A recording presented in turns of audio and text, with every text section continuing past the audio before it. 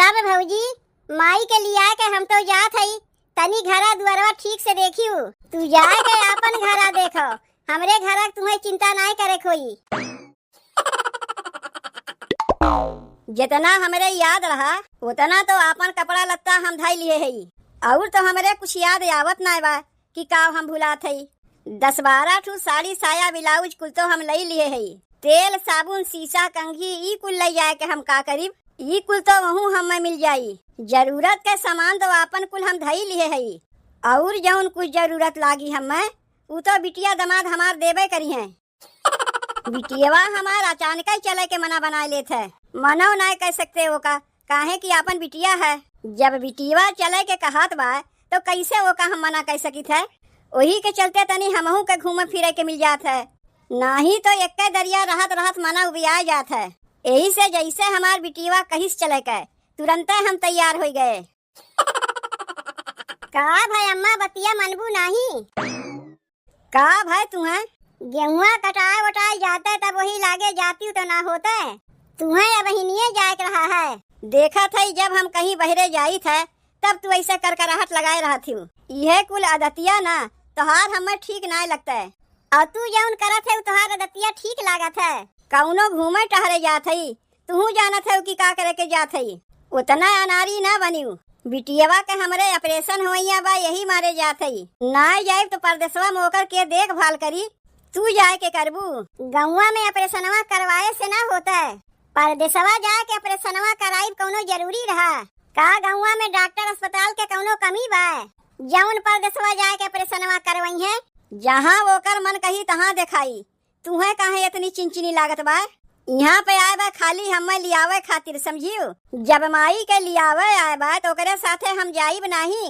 जब कटिया बिनिया के दिन आवत है तबे तोहरे बिटियो का ऑपरेशन होए लागत है, ओकरे पहले ऑपरेशनवा ना होता है। चली आई है तुम्हें लियावे खातिर, धनवा काटे के समय तब तुम्हें लियावे चली आई, अब जब गेहुआ काटे के समय भय तब तुम्हें लियावे चली आई।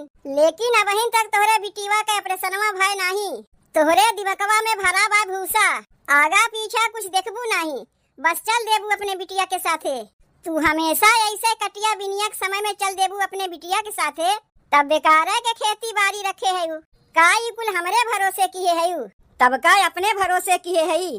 तुमसे हम अगवाएं बता चुकी है कि अब हमार जांगर उतना नहीं चलता है, ई कुल अब हमरे बस के नहीं है, बहुत कैली है। तब तू 1 बीघा 2 बीघा कह के खेतवा बढ़ौते जाते हर साल। बुढ़ापा शरीर है हमार का, दिनों दिन हम जवान होइब जौन हर सलिए 1 बीघा 2 बीघा कह के खेतवा बढ़ौते जात है। हमरे भरोसे बाय का खेती बाड़ी। बिटियावा हमारे अगर कहीं हमें ले जात है तो सबसे पहले तोहरे तकलीफ लागत है। देख पतोहिया तो का एक बतिया हम बता देते, चाहे तो का अच्छा लागे चाहे बुरा लागे, जवान रहे तो बहुत कुछ कैली है। अब जिंदगी भर सबका ठेका लेके हम ना बैठी है, दिनों के दिन हमारो शरीरिया बुढ़ात जात बा, अब और हमसे ना होई। हमहू चाहे थे अब तनी हम सुख शांति से रही। कटिया बिनिया के दिना जब आवत है तबे तो सुख शांति से रह मना कहत है, खाली दिना में सुख शांति से ना रहती हूँ। करे के खेती किसानी और तो केहू से कुछ होई नहीं। कह दाई तो तोहरे बेटवा से हम कहे कि अब खेती बाड़ी के मोह माया छोड़ दो, नैहरवा में अपने भैया से कह के कौनो बढ़िया नौकरी लगवाई देब। तोहरे बेटवा से तो कौनो काम काज होई नहीं, यह खेती किसानी लेके पड़ा रही है, तब वो हमें हम का कह सकी थे। और ऊपरा से तू हमार साथ नहीं देती हूँ। जब कटिया बिनिया के दिन आवत है तब भागे लगबू अपने बिटिया के साथे। ई तो कहो कि हमरे यस पतो पाए है कि सबके लेके हम ढोवत हई, क्यों हमार साथ नहीं देता है तबो हम सबके लेके ढोवत हई। कहीं हमरे जगहिया दूसर कौनो पतो रही होता है ना तो कब के वो छोड़ छाड़ के भाग जाता है। का करे तोहार बाबू खेती किसानी वाले लड़कवा से बियाहवा करवाई दीहिन, कौनो ऐसा लड़कवा से तोहार बियाहवा करौतीन जे नौकरी चाकरी वाला रहता है।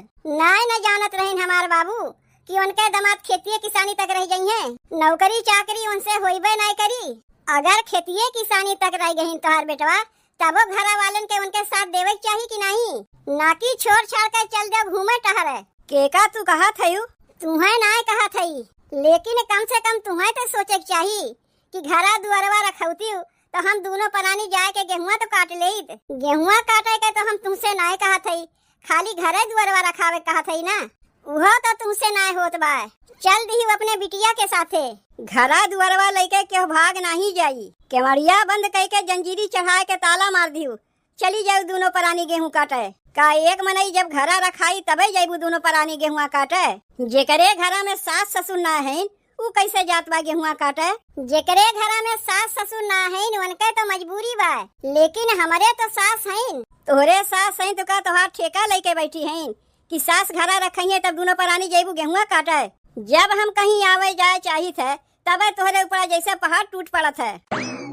जब बिटिया के यहाँ जाए चाहती तो काहे ना वही साल खाड़ रहती हूँ। कटिया बिनिया के टाइम चली जाइबू, कटिया बिनिया खत्म हो जाई 10 दिन बाद फिर लौट के चली जाइबू। तोहार कहा के मतलब का है? गेहूं काटे के डर के मारे भागत है, यही मारे हमार बिटिया हम लेवे आए बाय। गेहूं काटे के डर के मारे नहीं, माई बिटिया मिलके हमरे संगे जिदबाजी करत है। तू जौन करत है अम्मा अपनी जान ठीक करत है। जाए दे तुम्हें हम कुछ बोलबो नहीं करीब। जौन तोहरे मन में आवे उहे तू करो। ऊ तो करबे करीब। जौन कहक बा हमरे बिटिया से जाए कहो, हमसे नहीं। का तोहरे बिटिया से कही उन्हीं तो किया धरा है सब कुछ। का हम समझत ना है ई बतिया ना हमरे समनवा जौन हमसे कहियो तो कहियो, हमरे बिटिया के ना कहियो, नहीं तो तोहार झोटवा धई के नोच नाई। माई कुल कपड़ा लत्ता तोर पैक हो गए। अरे जल्दी कर रेलिया छूट जाई। बस हो गए बिट्टी, तनी एक दाई और देख ले कहीं कुछ भुलात तो ना है। बहिनी काहे तू हमारे सथवा ऐसन करत है, हमरे कुछ समझ में ना आवत बा। गेहुआ हुआ कट जाता है तब अपने माई के लिया के जाती तो ना होता है। कहता तोहरे तन को लाज शरम ना आवत बा। हमार माई बूढ़ पुरनिया हो गए ओसे तू गेहूं कटवाईबू। कहाँ हम तोहरे माई से गेहुआ काटे कहा थी, पूछ ले अपने माई से। हम तो तोहरे माई से ही कहा थी घरा में रह के तनी दुआरवा मुहरवा रखौतीन। अब ही युग जमाना कितना खराब चलत बा तू तो जनबे करत ही। घरा के करे भरोसे छोड़ के जाइब, ओका तू समझो के करे भरोसे छोड़ के जाइबू। माई हमरे सथवा ना जाई तो हमरे ऑपरेशनवा होई तो हमार देखभाल के करी। जैसे इतना दिन बहिनी वैसे 10-12 दिन और ना रुक पावत है। अरे गेहुआ कट जाए दे तब वही लागे अपने माई के लेके जाओ ना। तोहरे गेहुआ कटावे के मारे अपन ऑपरेशनवा हम ना कराई। इतना ही बा अगर तो काहे न अपने बहनिया के बुला ले, तू गेहुआ कटवाई ले। बोरा के बोरा गेहुआ ढोए के हमार बहनिया यहाँ से लेके जात है। जौन कहा था हमारे बहनिया के बुलावे के। माई भौजी कहा का चाहत बा का बोरा बोरा गेहुआ धनवा हम यहाँ से ढोए ढोए के लेके जाई थे। अरे तोहरे बिटिया के नमवा तो हम लेबे नहीं किए, ई काहे अपने ऊपर मार ले गई। हम तो अपने कहा थे का बोरा बोरा धान गेहूं अपने नैहरवा पठाई थे। जौन वहाँ से सबके बलवाए ले गेहूं काटे के। तय चल तो माई, नहीं तो रेलिया छूट जाई। जान बूझ के भौजी तो का बतकहिया में उलझाए बा ताकि रेलिया छूट जाए तय जाए ना पाओ। तय चल तो हमारे साथे, हमहू देखी थे तो का हमारे साथे जाए से के रोकत है। चलो उठो जल्दी, अब बैठा ना रहो। माई हमारे आवत बा। अब चल के का करबू? अब चल के का करीब, काहे का है? का करत रही इतनी देर से? रेलिया तो अभी तक छूट गई हुई। कब से यहाँ बैठ के हम अगोरत है तोहरे लोग का। तू अपने माई के बुलावे गयू तो 14 घंटा वहीं लगाई दी। रेलिया तोहरे लिए का खड़ी रही। का बताई अब हम तुम्हें, जान बूझ के हमार भौजैया का चाहिन मचाए रही ताकि रेलिया हमार छूट जाए।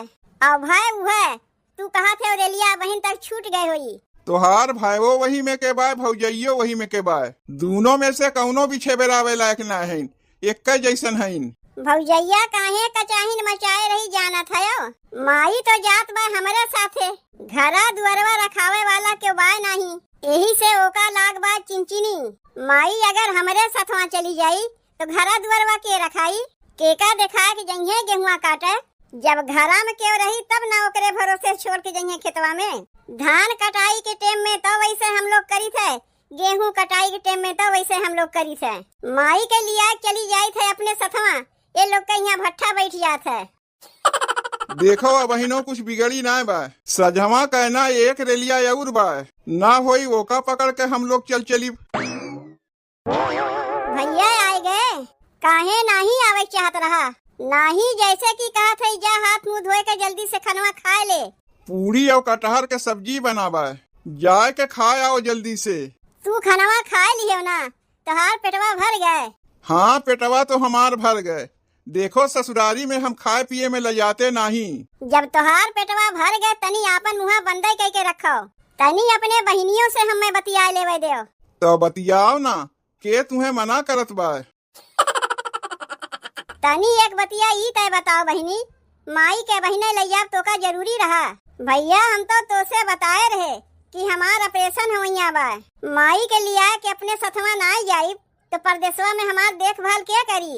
कह दाई ते माई के लिया के गए, लेकिन अभी तक तोर ऑपरेशनवा भय नहीं। भैया जब डॉक्टरवा ऑपरेशनवा करे कही तब ना होई ऑपरेशनवा। वैसहू तोहरे बहनिया के रहा बहुत कमजोरी, यही से ऑपरेशनवा ना भय रहा। तोहरे जैसन तो हम पढ़ा लिखा है ही नहीं, लेकिन इतना हम जानी था जब हमरे कटिया बिनिया आवत है तब तू हमरे माई के लिया के चला जाते हो।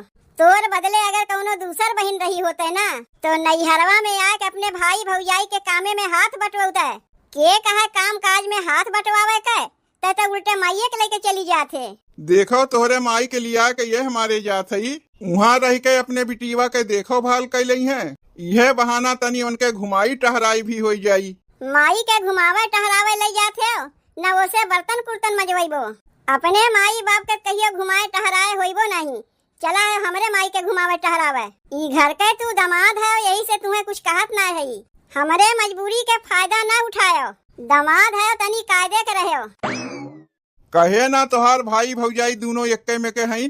जब से सुने हैं माई हमरे सथवा जात बा चिंचनी लागबा, भौजैया के तो चिंचनी लागे बा, भाइयों के चिंचनी लागबा। माई के तो अपने सथवा लेके जइबे करीब, चाहे इनके गेहुआ कटे चाहे ना कटे। अरे का करत है रे बिट्टी, चलबे नहीं? लागत बा इहो रेलिया हमार छूट जाई। चलत है माई चलत है, तनी तैयार होत रहे। कह दाई तैयार होबू, तोहरे तैयार होए चक्कर में एकठू रेलिया हमार छूट गए। सवेरे से 10 दाई तो खाली तैयार होत है। आओ चलो जल्दी। का भाई बतिया ना मनबू अम्मा? नहीं मानिब। कहो ये देखा था अब अपने माई के। का हम केका देखी? जे जाए चाहत बा वो का जाए दो। जब अपने घर ही मनई जिदबाजी करत है तो हमें क्यों का कह सकत है? देखो बूढ़ा, तोहार हमेशा का ये आदतिया है। बिटिया के कहे के चक्कर में तो तू जात है, लेकिन अब की अपने बिटिया के यहाँ रह जायू। यहाँ आयु ना, इना की गेहुआ कट गई, यहाँ आए के धमक पड़ी। काहे नहीं आईब? तोहरे कहे से ना आईब का? घरा दुआरवा बहन हमरा ही नमुआ बा, तुम्हें घरा के मलकिन ना बनाए है। हमें ललचहीन ना समझियो, हमें कुछ चाहिए ना करी। दे दो कुल उठा के अपने बिटिया दमाद के, बस खाली हमरे मरद के जांगर बनी रहे और हमें कुछ नहीं चाहिए। तब काहे तोहरे चिंचनी लाग बा भौजी? माई के लिया के जात है तो जाए दो, तो के रोकते बा तोहरे माई के? लेके जात है तो जाओ ना। तू का सोचत है कि तोहार माई ना रही तो हमार गेहुआ ना कटी? अरे तबो हमार गेहुआ कटी। यह है कि जौन कमुआ 4 दिन में हो जाता है ना होई वह कमुआ 10 दिन में होई।